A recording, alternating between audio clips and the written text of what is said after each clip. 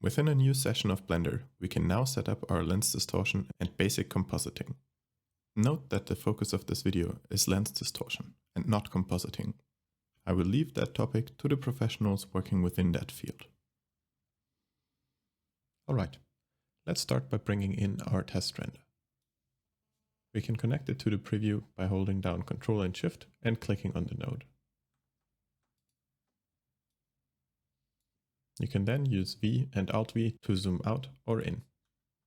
This render was created using a custom ACES OCIO, so we will have to select Linear ACES CG. If you haven't used ACES during rendering, however, the default option of Linear as RGB should be fine.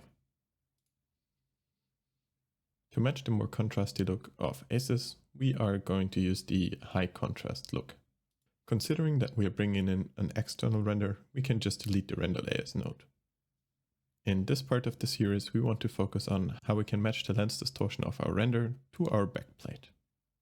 To do this, we will need the ST maps, more specifically the Distort EXR. Set it to raw, as this is raw data and not any color information, and we don't want it to be changed. Next, we will need two nodes, the MapUV node and an RGB curves node.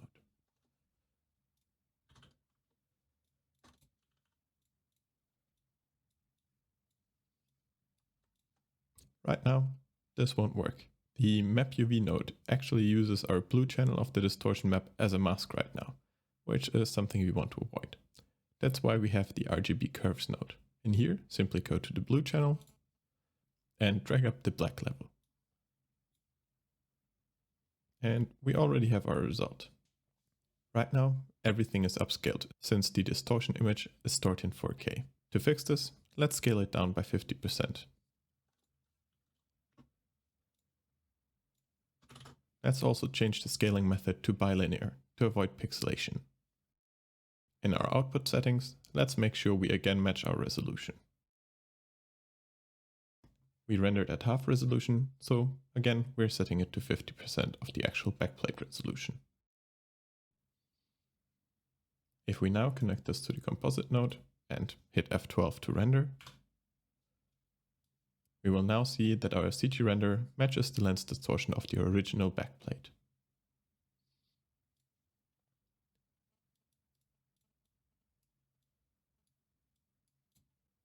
Let's actually bring in our backplate.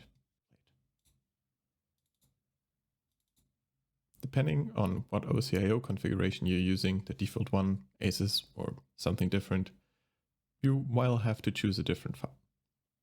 Normally, I would prefer an uncompressed EXR sequence for this step, but unfortunately, those are way too large to upload to polyhaven.com. So instead, we are going to opt for one of the proxy files. However, if you do want the maximum quality, you can convert the Blackmagic RAW files yourself using DaVinci Resolve. Within Resolve, you should use the ACES CC profile, and you should also make sure to follow the settings in the two screenshots. Since the Blender scene I'm currently working in is not using ACES CG, I cannot use the other three files, as these are ACES-specific color profiles. The only one I can actually use and maintain brightness and color accuracy is the RGB texture version. This, however, means that the brightness range is clipped, limiting us in what we can further do when grading.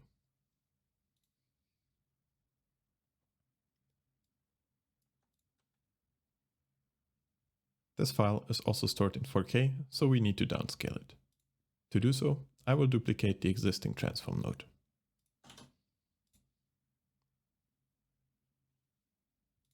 By default, Filmic pulls down the highlights. As a result of this, we would actually be able to see the clip brightness range if we were not using the high contrast look. If you want to avoid this, you can either use one of the other provided files in an ACES config, or you can create your own unclipped EXR sequence from the Blackmagic RAW file. Let's now switch from composite to view layer. This will allow us to access the separate AOVs. For example, our actual 3D objects without the proxy plate baked into the background. To combine them with the high quality plate, we will need a mix node and an alpha over node.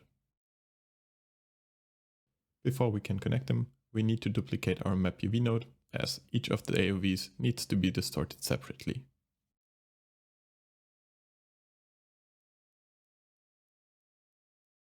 The mix node is to add in our shadow catcher, and we can do so by changing the blend mode to multiply.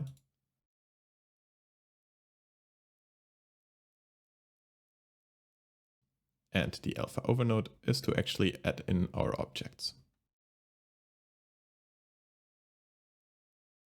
This allows us to combine our original high quality backplate with our CG render.